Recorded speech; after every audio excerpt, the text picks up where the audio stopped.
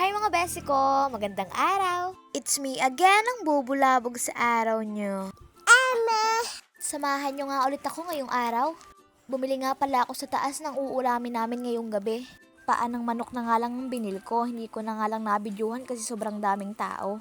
Pagka uwi ko nga ay nilinisan ko kaagad yung paa. Tapos nagayat na rin ako ng mga ricados. Diyan nga ginisa ko na yung sibuyas, bawang at luya. At pagkagisa ko ay sinunod ko agad itong paa. Hindi ko na nga hinati sa gitna. Bayain niyang gayaan ah.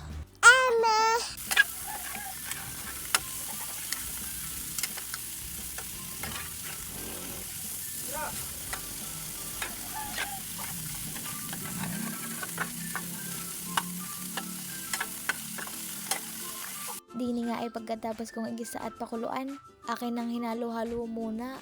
Ang tagal ko din kayang pinakuluan niya, siguro mga 2 hours. At nang matansya kong okay na to, ay akin na ding tinimplahan ng mga pampalasa. Syempre, adobo, toyo ang ilalagay ko, diba?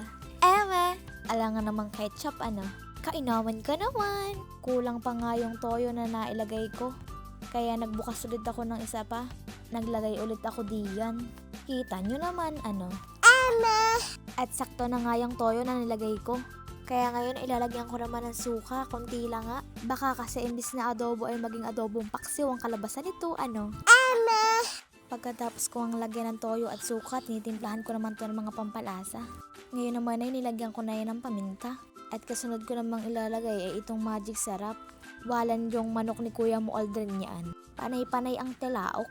Ay ako'y nagbo-voice over. Mamaya ay naisahog ko yan dito. Anyway, sinaluhalo ko nga ulit ito para mag-mix na yung mga nilagay kong pampalasa. At pagkatapos ko ang halo-haloin ay nilagyan ko naman ng kaunting tubig para hindi naman masyadong maalat. At pagkatapos ko ang lagyan niya ng tubig ay tinakpan ko na din agad para naman kumulo. Ako naman. Stop!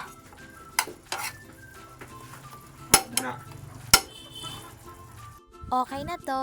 Ewe!